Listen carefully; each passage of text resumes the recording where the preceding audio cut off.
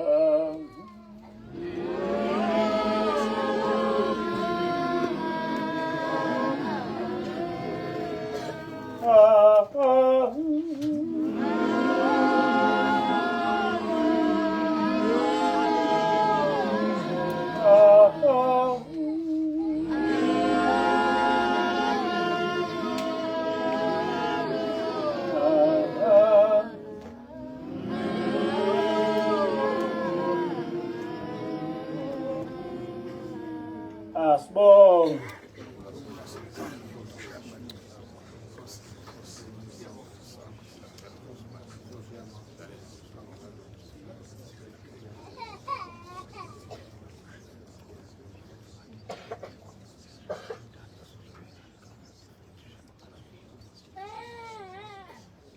Amen. Amen.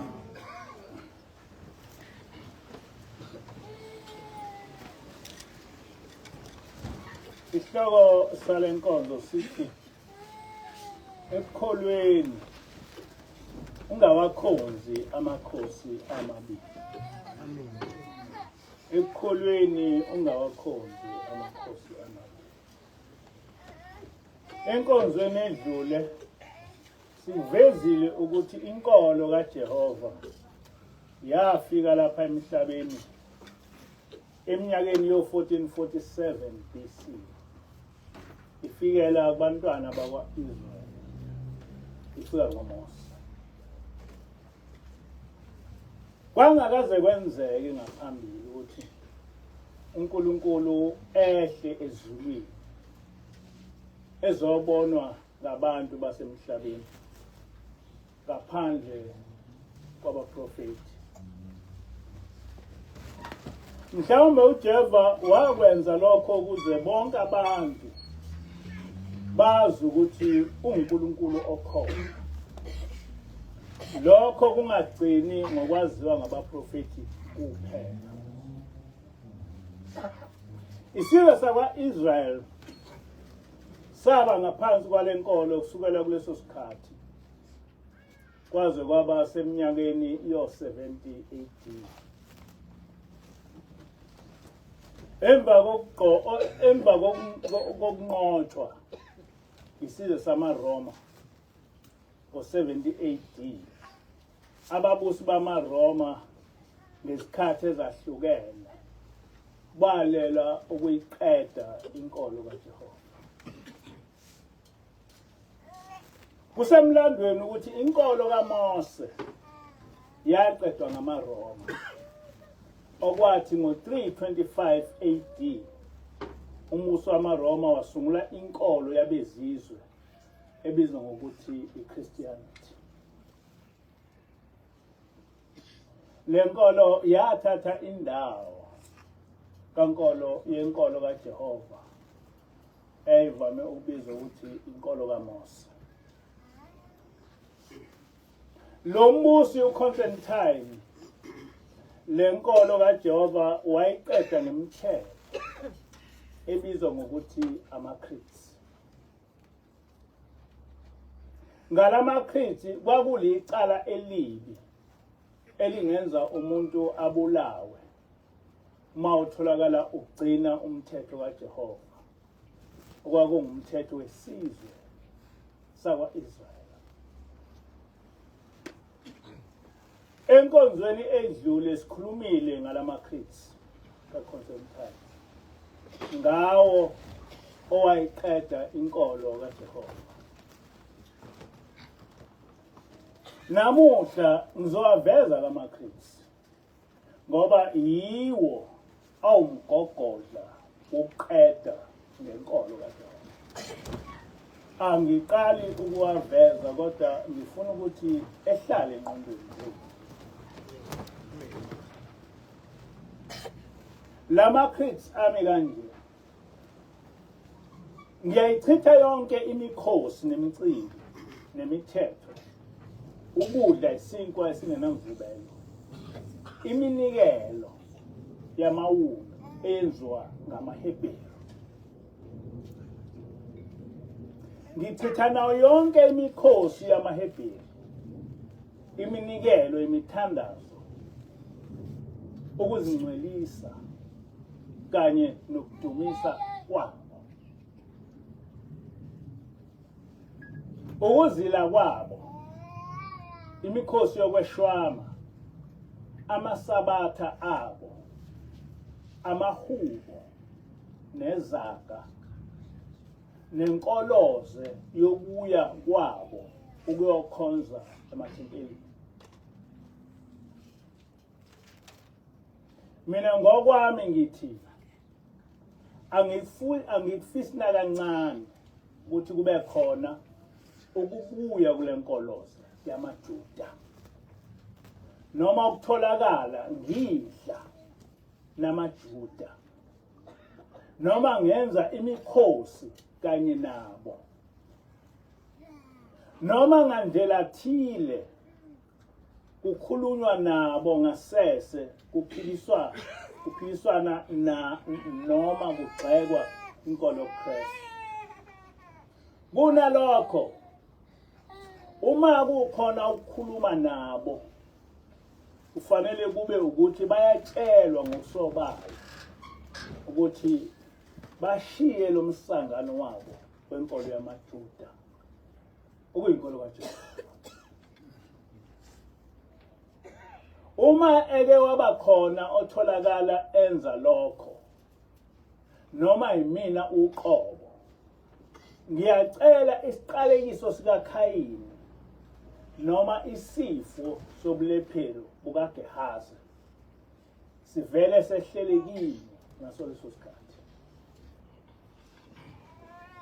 Noma inhloboni yesijeziso sokwephula umthetho ngiyasemukela njengesingifanele. Kanjalo futhi mangingamukeleki nasezweni elizayo likamoya. Nomoya wami ulahlelwe kuSathane nombuso wakhe. Amen. Lama creeds ngiwafunda ngoba ngifuna ukuthi ehlale engqondweni yami. Nazi ukuthi kungani amaKristu engafuni ukugcina umthetho kaNkulunkulu.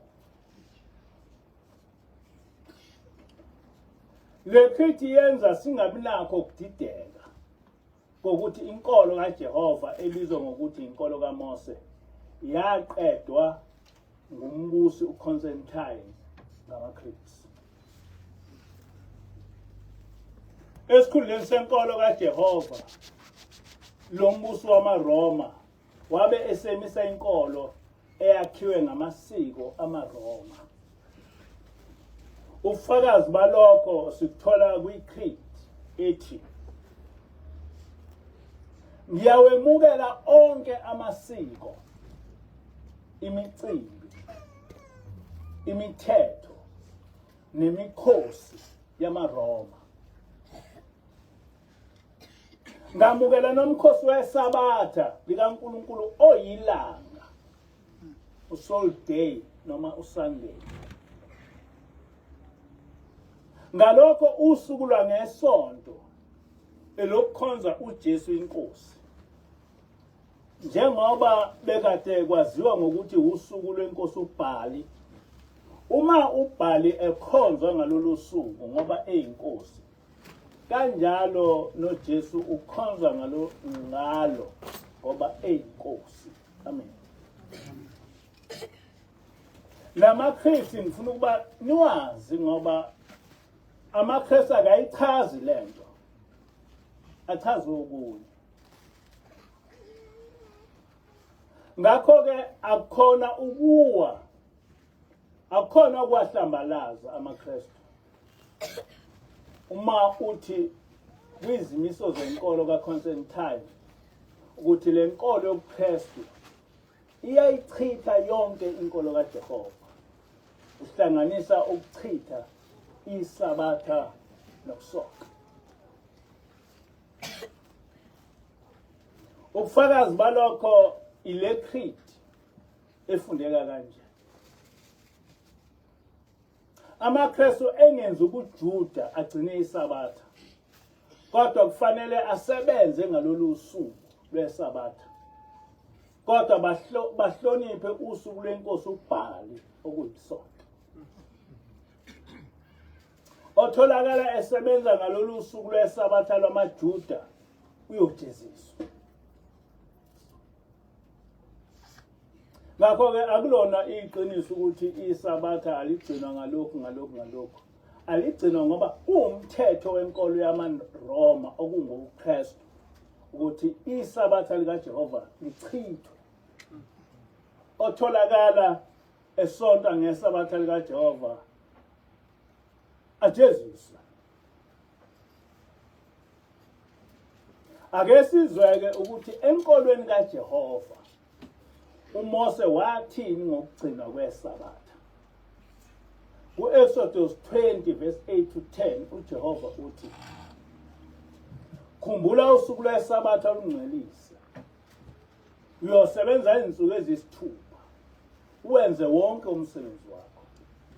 Kepha usuku lwesikhombisa luyiSabatha likaJehova uNkulunkulu wakho. Awusebenza msebenzi ngalo.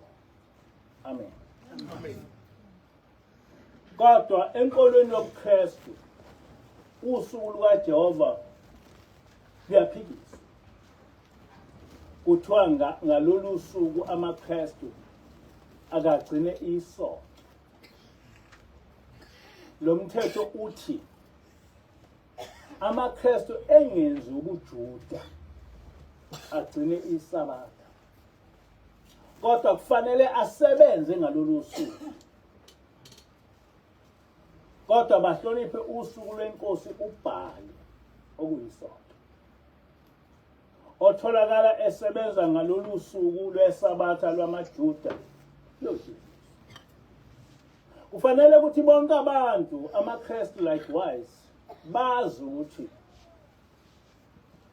azoniphupha, abangasitsheli into engekho, ngoba le nto engikhuluma ngayo ibhalwe phansi, so asizoniphupha. Umbuzo-ke uthi kule mithetho emibili okaJehova othi gcina isabatha, nokaBhali othi ungaligcini isabatha, kepha gcina usuku lukaBhali okulisonto, yimuphi umthetho umKristu ogcinayo? Uma ugcina usuku lukaBhali, usho kanjani ukuthi uJehova uyinkosi yakho? Usho uyihlanganisa kanjani noJehova, ngoba usuyichithe yonke into ekhulunywa uJehova? Awuboni ngani ukuthi usuweqe umthetho oqala othi ungabi nabanye onkulunkulu ngaphandle kwakhe? Wena ugcwalisa lamazwi kaYeshua akuMathewu 15 verse 7 to 9, mhla ethi bazenzisi. U-Isaya waprofetha kahle ngani lapho ethi lesi sizwe singidumisa ngezindebe zomlomo, kodwa inhliziyo yabo ikude nami, bangikhoza ngeze, bafundisa izimfundiso eziyimiyalo yabantu.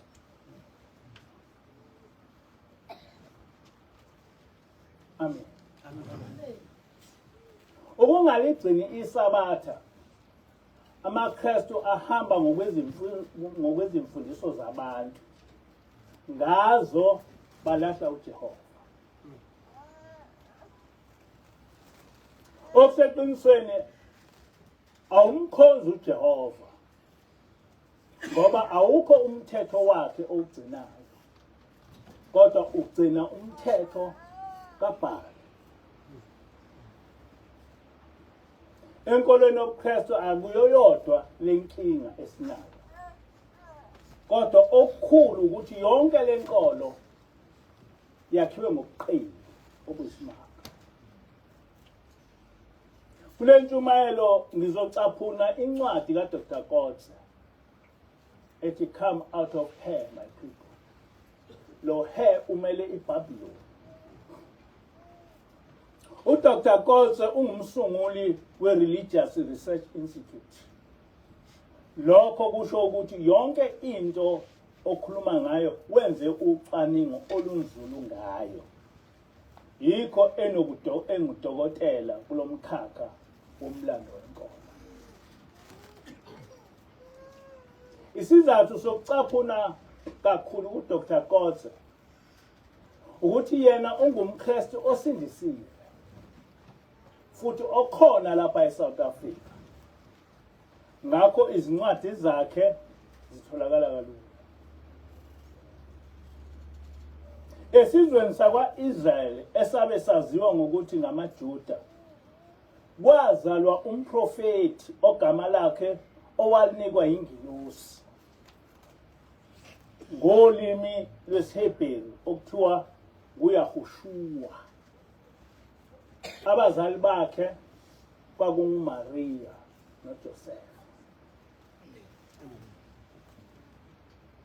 Esekhulile uYahushua waziwa ngokuthi unguMesaya, wabuye wathola igama lokuthi ungumsindisi, uyindodana kaNkulunkulu. Kwathiwa ungumsindisi ngoba waduma kakhulu ngokusindisa abantu. Ngesikhathi sikaYahushua kwakunamabandla amathathu: abaFarisi, abaSadusi namaNazaretha. Kodwa kwi-New Testament kufihliwe ukuthi uYahushua wabe engumholi webandla lamaNazaretha elalikade liholwa ngumprofeti uJohane enkolweni yobuKristu obizwa ngokuthi uMbhapatisi, ngoba babengafundi ukuthi kube khona into ethinta i-Old Testament. So kwi-New Testament akakho umprofeti. NoJohane wabizwa kuthiwa uMbhapatisi, kodwa wayengumprofeti.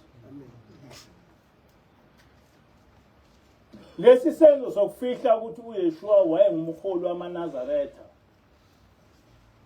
ngobunye ubuqili benkolo yobuKristu, okwathi ngoba sebesehlulile basebephendula wonke umlando wenkolo yethu.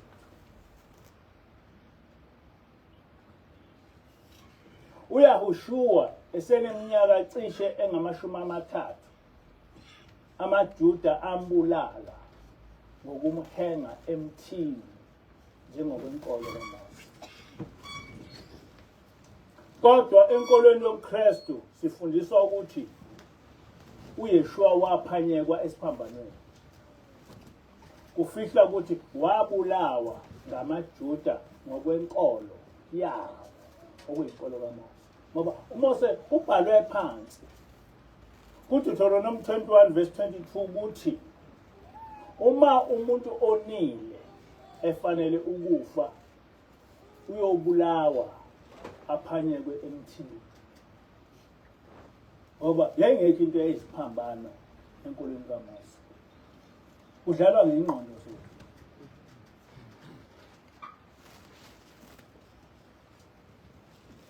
Ngisichazelani zonke lezi zinto. Ngasho ukuthi kwafika ingilosi kithi ihamba ngesinyama, yabe isithi ithunywe ukuba ngiqondise inkolo kaJehova. Emva kwalokho yasivulela incwadi kaHezekeli ethi, wafika kimi izwi likaJehova lathi, ndodana yomuntu, ngikuqoke ukuba ngumlimi kuyo indlu yakwa-Israyeli. Ngakho-ke uyakuzwa izwi eliphuma emlonyeni wami, ungixwayisele bona. Uma ngithi komubi uyakufa nokufa, bese ungamxwayisi omubi endleleni yakhe embi, ukuba omubi umsindise, uyakufa ngenxa yezono zakhe. Kodwa igazi lakhe ngolibuza esandleni sakho. Kepha uma umxwayisa omubi angakuyeki ububi bakhe nendlela yakhe embi, uyakufa ngenxa yesono sakhe, kodwa wena usindisiwe umphefumulo wakho. Amen. Amen. Le ncwadi sayinikwa ingilosi ukuthi sazi ukuthi uma singakwenzi lokho esifuna ukuthi sikwenze, ithina esiyojeziswa. Ithiye ingilosi, uthunywe ezulwini ukuthi uqondise ibandla likaJehova. Abantu babuyele kuJehova, balalele izimemezelo zezwi likaJehova ukuthi ikuphi ukukholwa kuJehova okwamukelekile ezulwini. Uma ungabatsheli okuthunywe ukuba ubatshele khona, uNkulunkulu uyojezisa wena ngalokho. Kodwa uma ubatshela okuthunywe uNkulunkulu bengakulaleli, wena awusenacala. Amazwi lawo engilosi yayikhuluma nathi. Yikho-ke ngiphoqeleka ukuba nginitshele lamaqiniso, ngoba uma nginganitsheli ekugcineni azobopha mina. Angisho ukuthi yekani amabandla enu, kodwa noma ukuliphi ibandla, gcina umthetho kaNkulunkulu. Ithi ingilosi, ezulwini akubhekwa ibandla okulo, kodwa okubhekwayo ukuthi ubuyenza yini intando yoPhezukonke. uMesaya wavuka kwabafileyo, wabe esebayalela abafundi bakhe ukuthi ivangeli lakhe abalishumayele esizweni sonke. Nempela basuka eJerusalem baya kwabezizwe beshumayela ivangeli kaYeshua. Kulaba bezizwe kwahlanganisa amaGriki namaRoma. Kuso leso sikhathi bajoyinwa nguShawuli owayesephendukele ebandleni lamaNazaretha, hayi lamaKristu, kade engumSadusi ezingela amaNazaretha, hayi amaKristu. Lezi zinto kufanele ndiyiqondise ngoba sesikhathele amanga, sesikhathele ukwenziwa iphukuphuku. Kodwa ekushumayeleni kwabo abahambelana kahle, ngoba abezizwe bahlangana ngabo babavukela. Abezizwe balemukela ivangeli labafundi bakaYeshua lokuthi uYeshua wenza izimangaliso, kodwa bayichitha inkolo kaMose ababeyishumayela.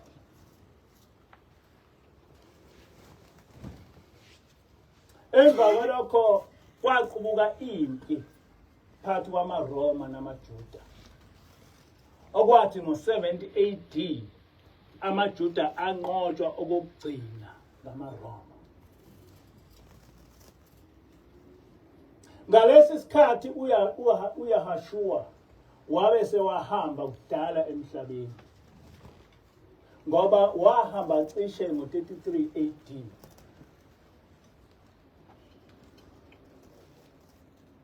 Kodwa uYeshua wahamba emhlabeni eprofethile ngalempi kuMathewu 24 verse 1 to 2. Nokho akulokothwa enkolweni yamaKristu kukhulunywa ngalesi siprofethi, ngoba sithinta ngqo amaRoma ababulala amaJuda futhi bengabasunguli benkolo abantshontshayo.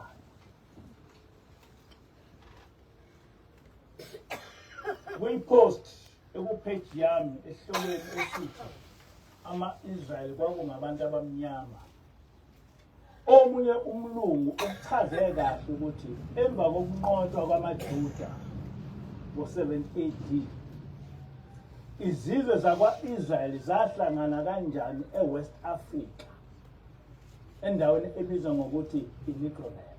Ngikhuluma zase zithathwa lapho sezenziwa izigqila, seziyiswa eEurope, namhla eAmerica esezaziwa ngokuthi ngama-African Americans. Kusho lo mlungu, hayi ukuthi kusho mina manje. Emva kuka-7 AD amaRoma ayinyanya kakhulu inkolo kaJehova, awahlukumeza amaJuda, abe esasele ePalestine. Wona aqhubeka nenkolo yobuhedeni enonkulunkulu abaningi. uNkulunkulu owabe egqame kakhulu kwakunguMithra, noma uMithra, uNkulunkulu welanga. Lo mqondo kaNkulunkulu welanga kwakuyinkolo amaRoma ayithathe eBhabhiloni. Nguye lo uNkulunkulu obuye abizwe ngoBhali, esizwa kumaCretes, Constantine ethi amaKristu akakhonze yena, namanje ngesonto abasakhonzayo. Abantu bakithi bakhonza uBhali, kodwa bakuphika lokho. Kodwa kubhalwe phansi, kubhalwe yiwo amaRoma.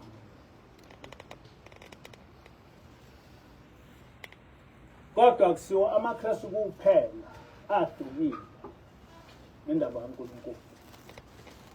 NakumaNazaretha kunjalo. Angcono amaKristu ngoba iningi lawo lidukiswe ukungazi. Kodwa amaNazaretha ayazi. Kodwa iningi lawo ngokusobala amhlubukile uJehova.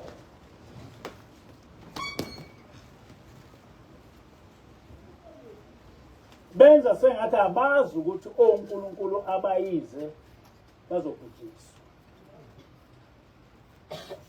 Lapha eSouth Africa baningi oTB Joshua abasazolibona ulaka lukaNkulunkulu babhujiswa. Ngo-325 AD uConstantine wasungula inkolo entsha owayebiza ngokuthi iChristianity. Kulo nkolo kumaJuda ababethande uYeshua. Kule nkolo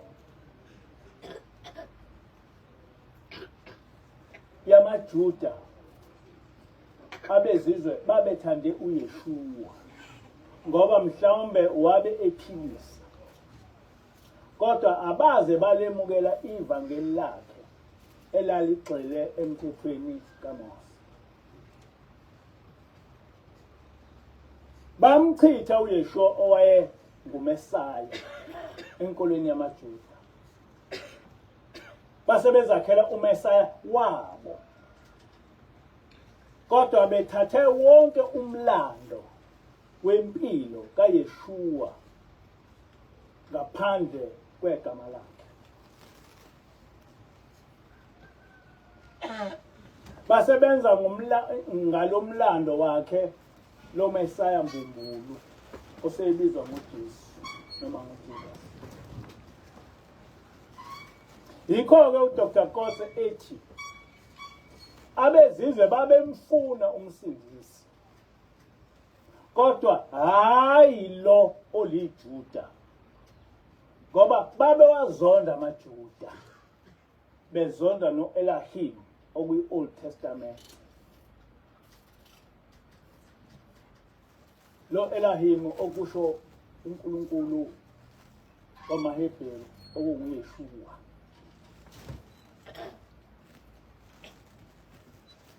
AmaRoma ayengakwazi ukuthi ehlanganise nomprofeti ovela emaJudeni. Basebezakhela owabo uMesaya. Bazakhela owabo uMesaya. Usho njalo uDr. Kotse uthi bazakhela owabo uMesaya ongumGriki. Ngoba bengamthandi lo ongumJuda. Kodwa lo Mesaya wabo bamakha ngomlando walo ongumJuda ngoba ngaleso sikhathi uYeshua wayengasekho emhlabeni.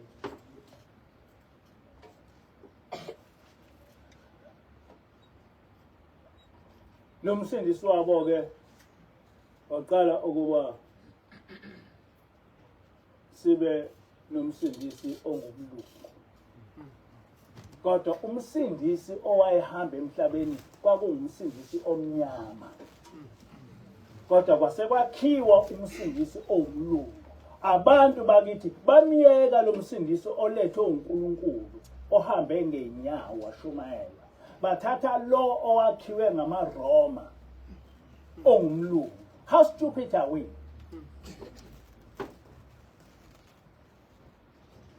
Ekwakheni lo msindisi wabo amaRoma antshontsha yonke impilo yomsindisi oyindodana kaJehova. Sebethi lo msindisi asebemakhile usengulowa wamaHebheru. Ngoba uma ufunda umlando abakuphikile ukuthi lo msindisi wabo wayezalwa uMaria noJosefa wayemHebheru. Abakuphikile lokho. Kodwa into abayenziwe ukuchitha igama. But all of a sudden awuqondi ukuthi lo msindisi ngoba wayemHebheru, amaHebheru ayezitha kangaka namaRoma, waya kanjani lo msindisi kumaRoma? Akuchazwa lokho.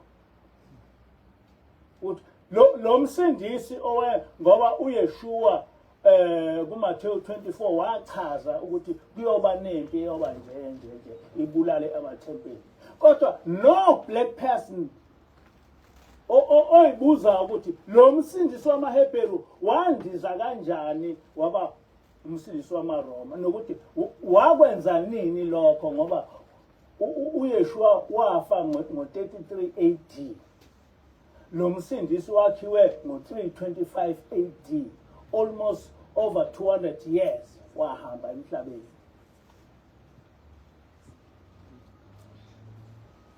Lo msindisi onguNkulunkulu welanga wabizwa ngegama lesinye isithixo samaRoma, kwathiwa ngesiLatini u-Isis. Kodwa emva kwemhla ka-1525 AD sekuno-J ezilimini zesiNgisi, kwabe kuleli gama sekujotshelelwa uJ, sekuba nguJesus, ngesiZulu nguJesu. Le nto ngifuna ukuba nginichazele yona ukuze ungadideki ukuthi ungalaleli lezi inkulumo zamaKristu ezingazilutho ngale nto abakholwa yiyo.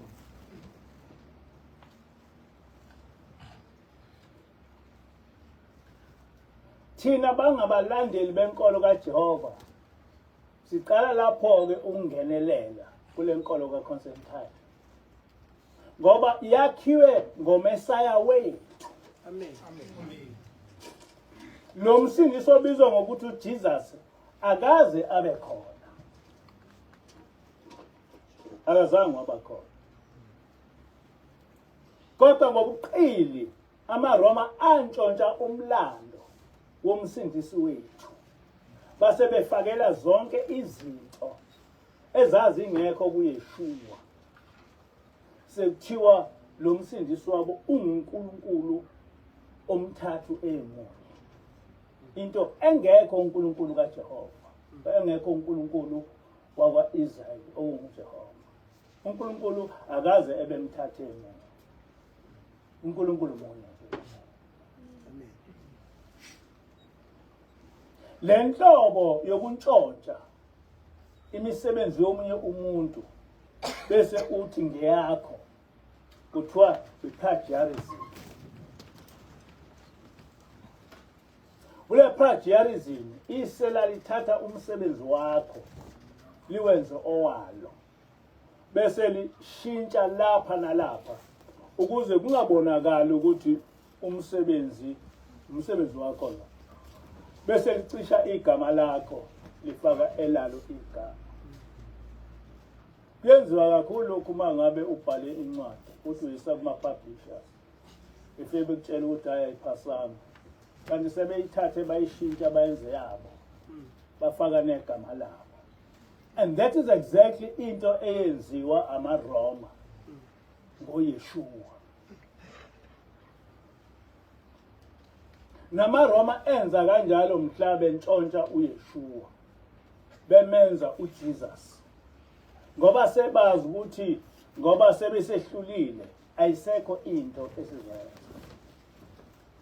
Ngoba yonke lento yenzeka amaJuda aseyaqeda indaba yabo, sebezenzela mabethanda ukuba umqulu wamaJuda bewushisa, mabethanda ukulahla bewulahla, omunye bewuthathe bewubheke bethathe singakha into ethize ngalokho. Lokhu konke kwaqala sekukhona uConstantine. KuMahubo 83 verse 3 to 4 umprofeti uthi, ngobuqili benza uzungu ngabantu bakho, baceba ukulwa nabafihliweyo bakho. Bathi wozani sibaqothule, bengabe besaba isizwe, negama lika-Israyeli lingabe lisakhunjulwa. njengoba sikhona nje akho umuntu omnyama okhumbula igama lika-Israyeli akakho okuseqinisweni bavele bephike ukuthi bayinzalo ka-Israyeli ngisho abe sekuqhamuke ilokhu i-DNA echaza ukuthi siyinzalo ka-Israyeli abantu abamnyama bathi no thina singamaroma thina uNkulunkulu wethu mhlophe. That's how stupid abantu abamnyama are. I-New Testament yahlanganiswa eminyakeni yo-600 AD sekwaba khona kudala ubuKristu. Ekuhlanganiseni le ncwadi yamaRoma kwathathwa izincwadi zamaHebheru abesenqotshiwe kudala, ezinye zahlanekezelwa, ezinye kwafakwa okwakungekho nhlobo kuzo. So very difficult ukuthi wazi ukuthi ngempela leli testament elisha lento yakho noJesu noma yakho nobaba.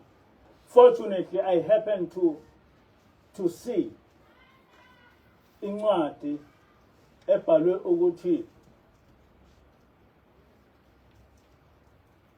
the gospel, the Nazarene gospel, incwadi ebhalwe ngama-Nazaretha, le incwadi kaMathewu eyasuswa kuyo. Ngathola izinto eziningi ezikuleya ncwadi eziphambanisiwe encwadini kaMathewu. Ngesho leyo ncwadi yayisiyigugile isindala, kodwa lo yayibhaliwe bechaza nalabo abayibhala ukuthi lapha amaNazaretha ayibhaliwe ukuthi kodwa uthe ngabe uJerome esehumusha wathi kunezinto eziningi ezingayiliqiniso kodwa amaKristu asayenze kwaba inkolo, kodwa inkolo yento esuswe umuntu, inkolo eyakhelwe eqinile.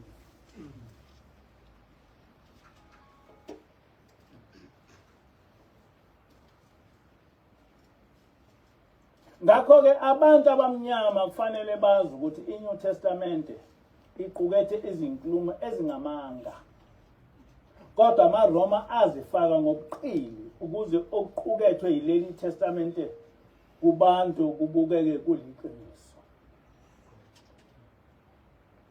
Lobu buqili aphelanga lapho. Cishe ngo-1500 AD uPope Alexander VI wafuna abadwebi abanohlonze ukube badwebe umfana wakhe uSizabhoki.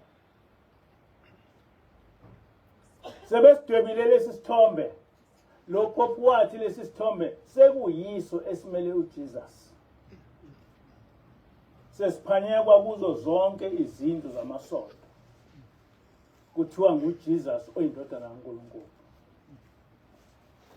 Waphenduka kanjalo uMesaya waba ngumlungu.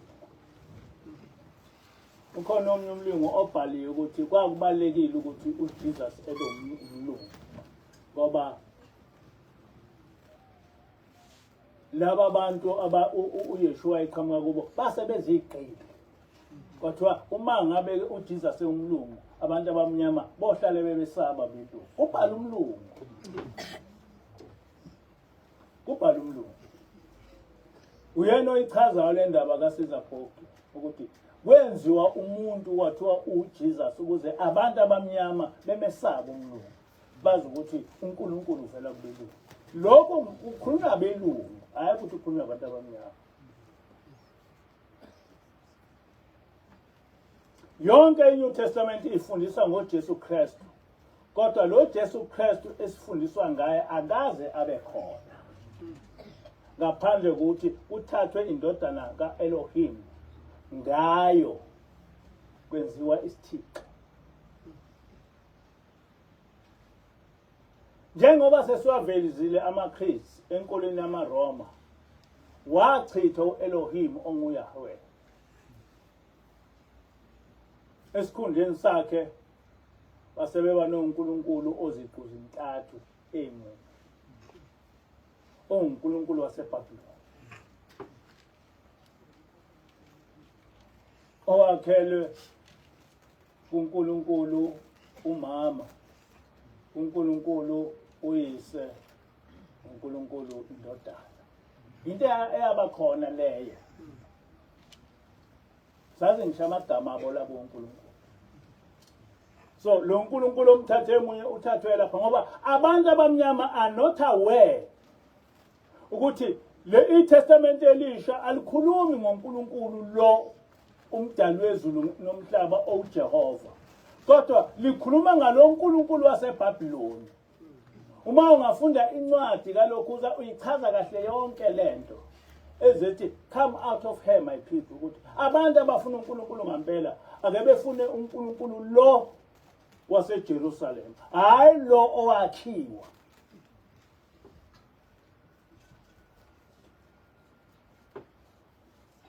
Ngakho ke amaKristu kumele akwazi ukuthi lo uNkulunkulu okukhulunywa ngaye kuNew Testament akusiyo uElohim kodwa uMitra noma uBhali.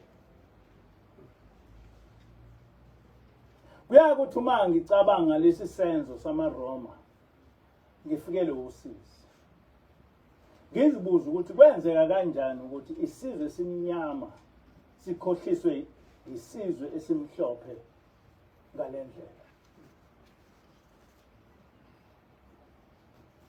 Basilahlisa uNkulunkulu wethu ongumdali wezulu nomhlaba. Basikhonzisa onkulunkulu baseBhabhiloni. Nathi ngokukhulu ukusangana lokhu sabavuma labo uNkulunkulu. Ayikho into esanganisa abantu abamnyama njengalo Jesu owakhiwa ngabelungu. Basangana. They don't even inquire ukuthi lo uNkulunkulu wenzeka kanjani. Ngisho ngabe kuthiwa asiso isizukulwane sikaIsrael.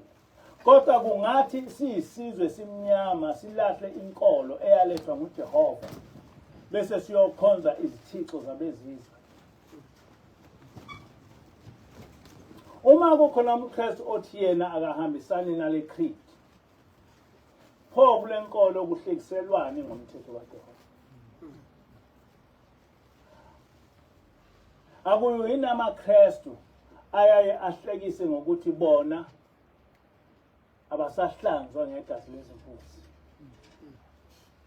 Akusho amaKristu lokho. Ngubani owathi kumele sihlanzwe ngegazi lezimbuzi? Kwasho bani ukuthi sihlanzwe ngegazi lezimbuzi? Ngoba kwasho uNkulunkulu. So uma ngabe behlekisa ngalokho basuke behlekisa ngobani?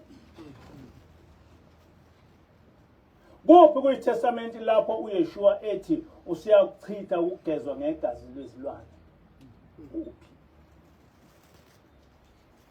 Ngiyazi ukuthi abanye bazothi kwasho uMpostoli Paul. Kodwa okwamanje angizukukhuluma ngoMpostoli Paul mbumbulo. Ngoba indaba yakhe inde kakhulu.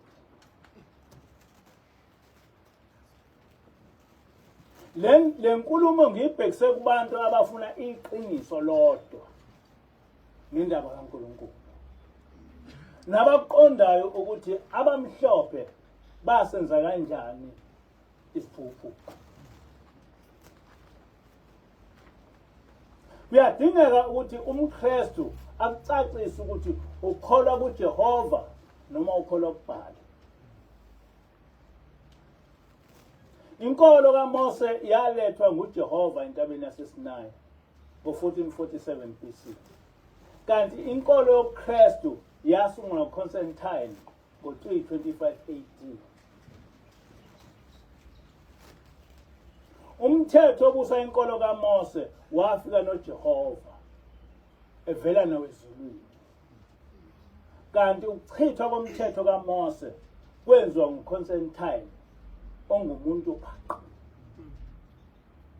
ongakholwa kuNkulunkulu. Manje kubalekile ukuthi ucacise ukuthi kulezi izinkolo ezimbili enye echitha enye wena ulandela yiphi.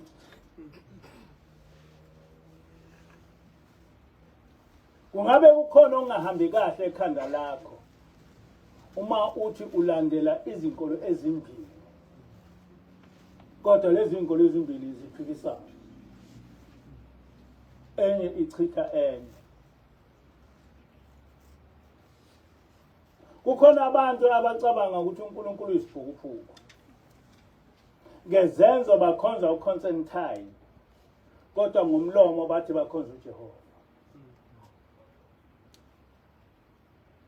Ngubani ongaboni ukuthi inkolo yobuKristu iyayichitha inkolo kaJehova, nokuthi ibandla lobuKristu linama-creeds ngawo abaqeda inkolo kaJehova? This is simple.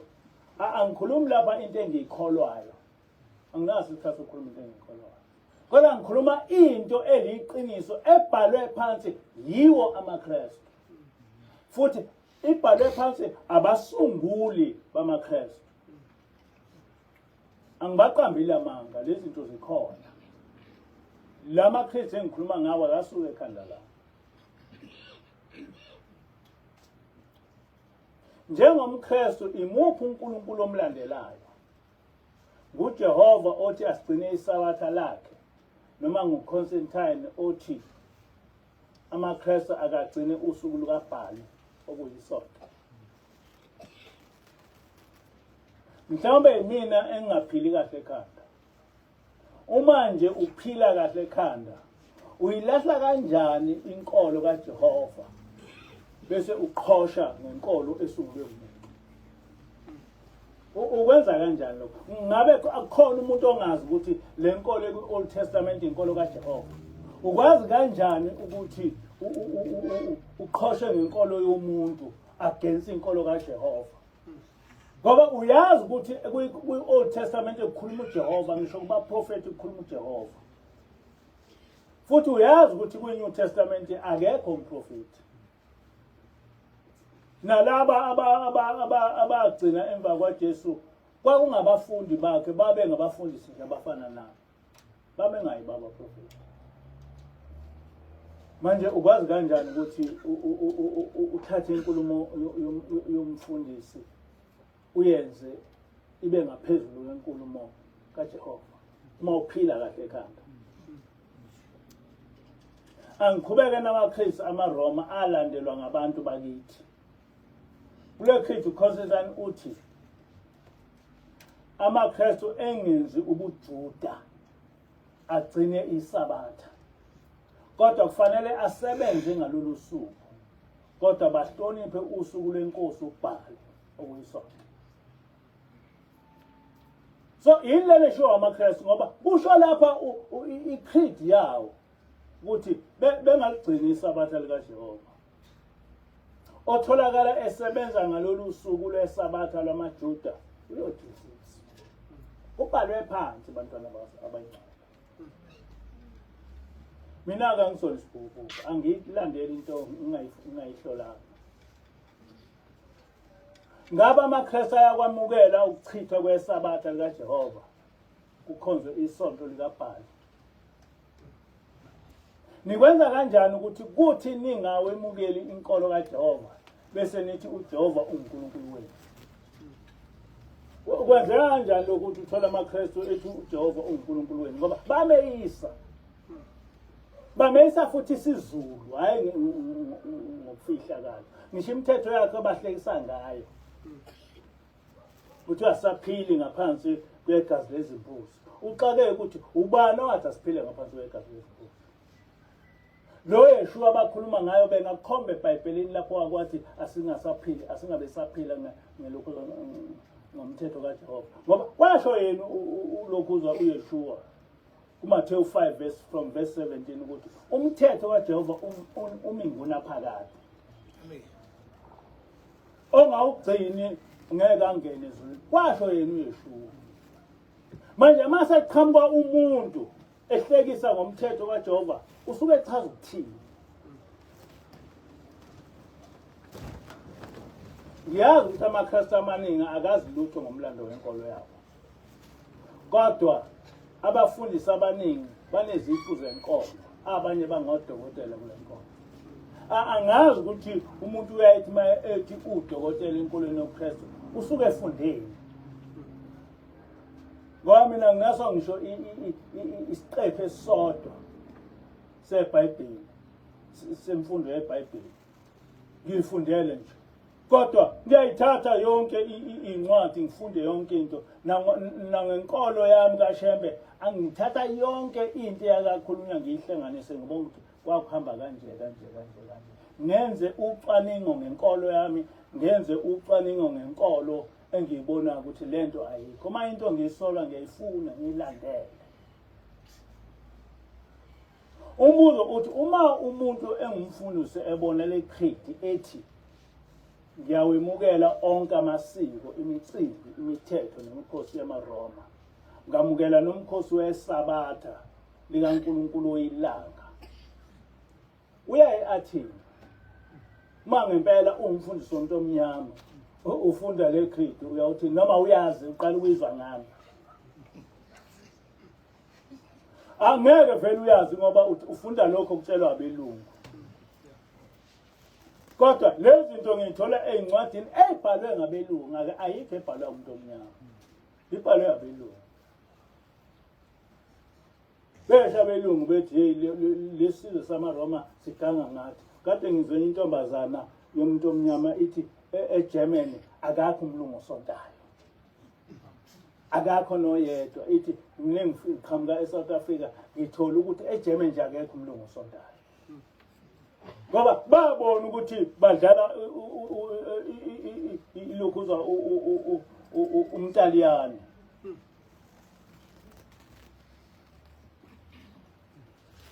into ebuhlungu ukuthi umuntu engazi lutho bese ezenza umuntu owaziyo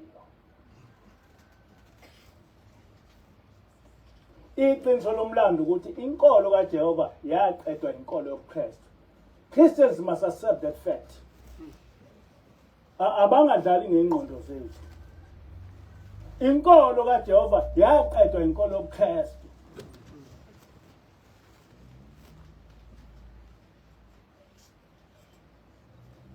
akugcinanga lapho sebeyichithile inkolo kaJehova okuyinkolo yenu babe sebakha umlando ongekho ngenkolo yethu nangobuzwe bethu akekho umuntu owazi umlando ongakuphika ukuthi umsindisi esamnikwa nguJehova kwakunguYahoshua owayengumJuda unina kunguMaria nonina kunguJoseph akekho ongakuphika lokho ngoba there's a historical fact ukuthi amaJuda noma engasahambisani nenkolo yobuJuda impela kodwa lento ayilandela kwiJudaism uyithola yonke lento ake vele ongiphikisa kulokho pho uYeshua okwakungumuntu omnyama washintsha kanjani waba ngumlungu wabeseba nguJesu into engidinwa nya ukuthi kuyaye ukuthi uma senziwa ngezinye izizwe izilima bese zisekelwa ngabantu bakithi ngabe umsindisi kwabe kungesiye uYehoshua okwangumuntu omnyama owayezalwa nguMaria noJoseph ababe ngamaJuda akunjalo ukhona umuntu ongangiphikisa kulento engiyikhulumayo uma kunjalo sivumelane ukwenziwa ngezinye izizwe izilima senziwa yini ukufunzwa into esiyazi kahle ukuthi ayisilona iqiniso kodwa umfundisi ubiyela uthi mina ngingaphandle kwenkolo yabo ngakho ke akukho lutho okumele ngibatshele khona kule nkolo yabo usho umfundisi wamaKristu kodwa lento okhuluma ngayo akayazi mina into ngiyaye ngiyicwaninge ngaphambi kokuyamukela eminyakeni edlule kwafika ingilosi kithi ihamba ngezinyawo sabona ukuthi this is a supernatural person kodwa ngafuna ukuba nesiqiniseko sokuthi le ingilosi kaJehova ngempela yini ngoba noSathane unazo izingilosi zakhe angizange ngithi ngibona ngokuthi no this is a supernatural person and therefore is an angel of God I wanted proof. Into eyangenza ngabona ukuthi ingilosi kaJehova le ukuthi yafike yasivulela iBhayibheli lesihlabelelo zamaNazaretha. Yabe isithi angithi uShembe kuvesi 3 umthandazo weSabatha wathi nokwesaba uJehova ngokugcina imithetho yakhe owayiloba ngenceku yakhe uMose. Uma nenze njalo ukudumisa kwenu uJehova uyokwamukela. Manje nina niyamdumisa yini uJehova ngokugcina imithetho yakhe? This is the question esayibuzwa ingilosi. Yasilahla ngecala sabona ukuthi yonke lento esithi siyayilandela ayikho. Yabe isisibalela izinto esizenzayo eziphambene nomthetho kaNkulunkulu. Njengokuhlabela amadlozi nokubhula ezangomeni. So ukuze sibone ukuthi ingilosi le sabona ngoba yafike yafundisa into ebifundiswa abaprofeti bakwa-Israyeli. Yafundisa into eyayifundiswa uMose. Yafundisa into eyayifundiswa umprofeti Isaiah Shembe ukuthula kube kubo. Yathi umprofeti lapha wathi, umprofeti lapha wathi, umprofeti lapha wathi. Kuze kube manje na ingilosi isifundisa ngazo zonke izinto ezazenzeka kwa-Israyeli uJehova esahamba nabantu. Isifundisa ngazo zonke izinto ezazenzeka kuleli bandla lamaNazaretha uJehova esahamba nabantu kukhona umprofeti Isaiah Shembe. We learn about those things from the angel esekhona namanje.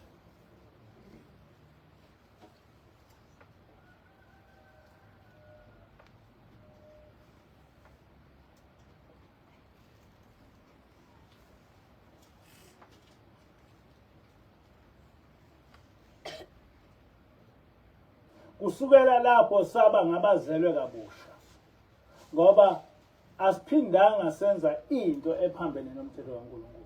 Amen. Kodwa lokho sakufundiswa ingilosi ukuthi sibe ngabazelwe kabusha.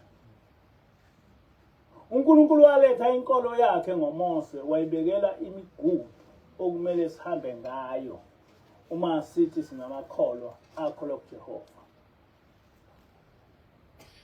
Emva kwesikhathi kwaba nobuKristu okuyinkolo eyasungulwa nguConstantine. Le nkolo kaJehova yachithwa ngemibhalo ongamaCreeds. Njengoba noJehova inkolo yakhe wayibhale phansi ezincwadini zomthetho. Kodwa abantu abamnyama baqhutshwa ngabefundisi babo. Bayamukela onke njengoba enjalo lamaCreeds achitha inkolo kaJehova. Angazi ukuthi abantu abamnyama kuze behlakaniphe makunjani. Kodwa ngokolunye uhlangothi amakholwa aphakamisa iBhayibheli okuyincwadi equkethe yonke imithetho kaNkulunkulu abayichithayo. Yona le ncwadi kuyo abangakwemukeli okushiwo nguJehova bayiphakamisela umhlaba wonke bethi incwadi engcwele. Ayikho into eyipride kumaKristu njengokuphakamisa iBhayibheli.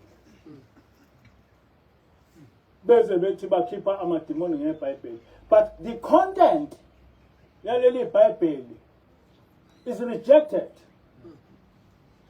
Even into eshiwo uYeshu uJesu is rejected. In fact yonke into eshiwo lapha na uMose yashiwo abaprofeti yashiwo uYeshua is rejected. And then you ask yourself, leli iBhayibheli abakhuluma ngalo lingcwele kanjani? How can you say ukuthi into ingcwele kodwa content yayo ingengcwele? Ngokusobala uNkulunkulu simenza isilima. We are mocking our God.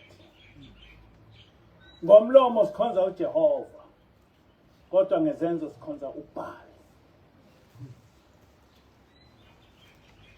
Mina ngathunywa ukuba ngiqondise inkolo kaJehova. Ngakho angeke ngithule abantu behlekisa ngoNkulunkulu wethu. Uma amaKristu engazimisela ukukhonza uJehova, abaphumele obala bayasho ukuthi thina asihlanganise lutho noJehova. uNkulunkulu wethu esamnikwa ngomholi wethu Constantine ngubhalo. Abakusho straight law. Bengasezisi. Uma bephumela obala besho njalo angeke sibuye sibaphikise. Siphikisane nabo ngenkolo. Njengoba singasoze saphikisana namaHindu ngenkolo kaJehova. Nenkolo yakhe. Ngeke nje ngiphikisane namaHindu. Ngeke ngiphikisane namaBuddhist. Ngoba ngiyazi ukuthi abakholwa kuJehova. Kodwa ngaphikisana noMuslims. Ngoba ngiyazi ukuthi ama-Muslims akholwa kuJehova. So we can debate about what are the benzani. Ngelinye ilanga ngabuza elinye i-Muslim ngathi nibhemelana. Lathi iSulumane nama ngazi ukuthi baphelelana. Ngoba uJehova, ngoba uMuhammad neQuran iyakuphika ukuthi umuntu okholwa uJehova kufanele bheke. So ama-Muslims mayenza into engekho ephambene nomthetho abazivikeli. Kodwa amaKristu athi enza into elokuza engekho emthethweni bese bakha amanga ukuze nawe ulandele lento engekho ushiye into ekhona.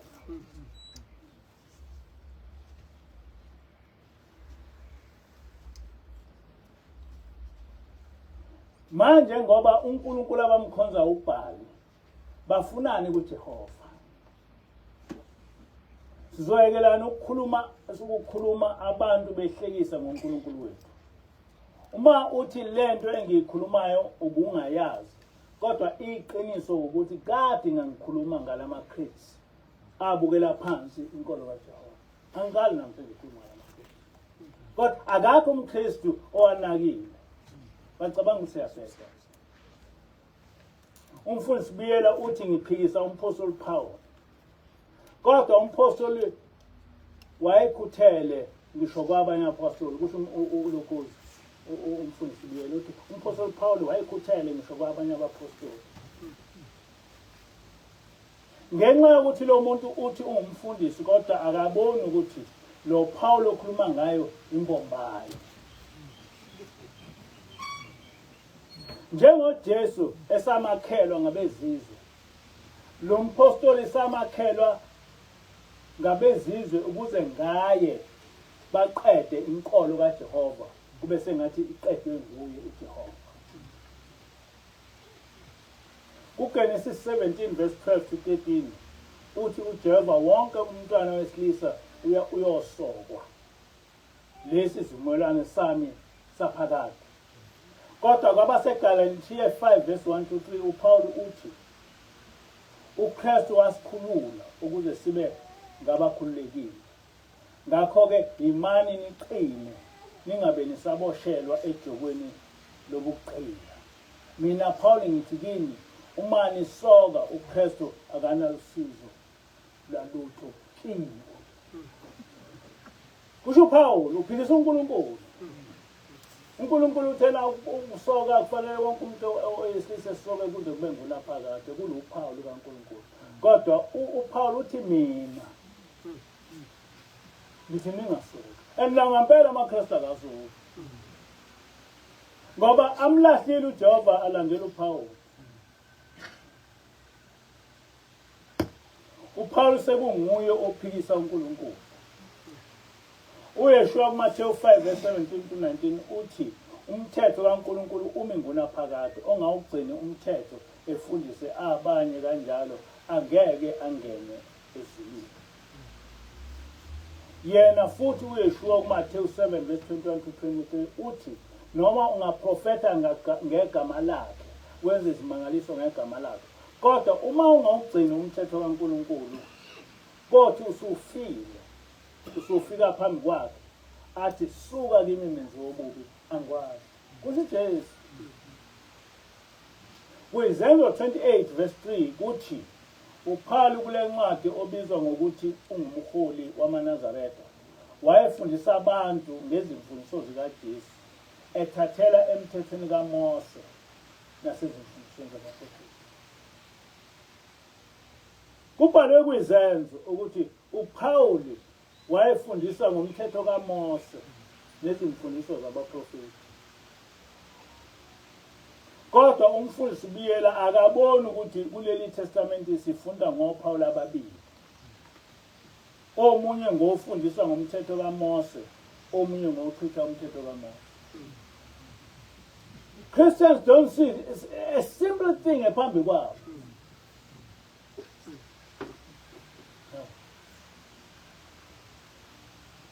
Ngelinye ilanga ngabizwa ingilosi yabe isithi angifunde incwadi yamaHebrews 6 verse 1 to 3. Ngithe sengifundile yabe isithi ingilosi uPaul uthini lapha? Uthi-ke uPaul ngakho-ke asedlule emfundisweni yokuqala ngoKristu. Siqhubekele phambili kokupheleleyo. Singabuyi sibeke isisekelo sokuphenduka emsebenzini efileyo nokukholwa ngoNkulunkulu. Nemfundiso ngombhabhadiso nangokubeka izandla. Nangokuvuka kwabafileyo nokwahlulelwa okuphakade. Lokho siyakukwenza uma uNkulunkulu evuma. Ithi-ke ingilosi uthini umphostoli uPaul la? Lapha uPaul uthi asingabi nayo imfundiso yokuqala ngoKristu. Ngamanye amazwi asingafundisi ngoKristu yokuqala okunguyishwa. Futhi singafundisi ngokukholwa kuNkulunkulu. Kodwa kuseqinisweni ukuthi asingafundiswa ngokukholwa kuNkulunkulu wamaJuda. Asingafundiswa ngombhabhadiso nokubeka izandla. Singabafundisa abantu ngokuvuka kwabafileyo nokwahlulelwa okuphakade. Ngamanye amazwi abantu sibatshela ukuthi akukho kwehlulelwa. Uthi lokhu siyakwenza uma kufikele uNkulunkulu wathi asikwenze. Konke lokho okukhuluma ngakho uPaul kutholakala enkolweni kaMose. Yonke lento ebalwe ukuthi uPaul asingayenzi itholakala enkolweni kaMose. Yikho nje amaKristu ungeke manje ama-mainline churches ebhabhadisa. Akamambhabhadisi umuntu amaKristu akusukela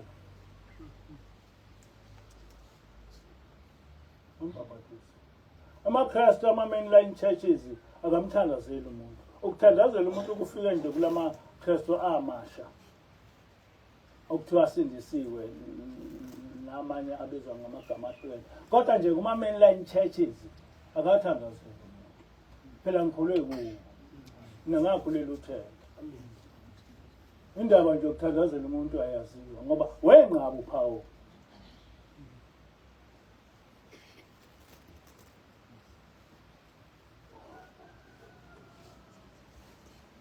uPaul wayevusa ama-creeds kaConstantine okuchitha inkolo kaJehova ngezindlela eziphansi.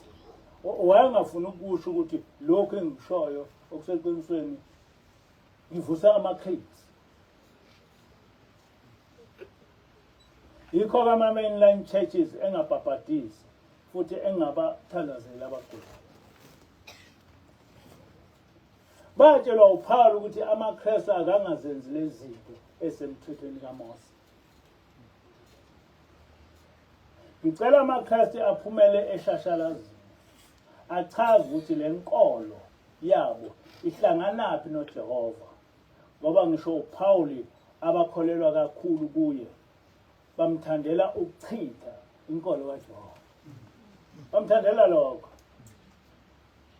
Uma amaKristu engaphansi kwenkolo kaJehova abahambe ngokwezimiso zikaJehova. Bengafike behambe ngokwezimiso zikaConstantine ezichitha umthetho kaJehova. Kodwa ukuthi uma sebesezinkingeni bebize igama likaJehova. Ngabe bacabanga ukuthi uJehova akaboni ukuthi wenziwa isiphukuphuku kule nkolo yamaRoma. vele bekungawakhi umqondo ukuthi amaRoma engafike abulale amaJuda eza isigidini bese sicabanga ukuthi wona lawo maRoma engalandela uMesaya ovela esizweni samaJuda. Thina samukela indodana kaJehova onguNkulunkulu wamaJuda neyathunyela esizweni samaJuda, hayi lo mbombayi amaRoma. Ngofa ngingenani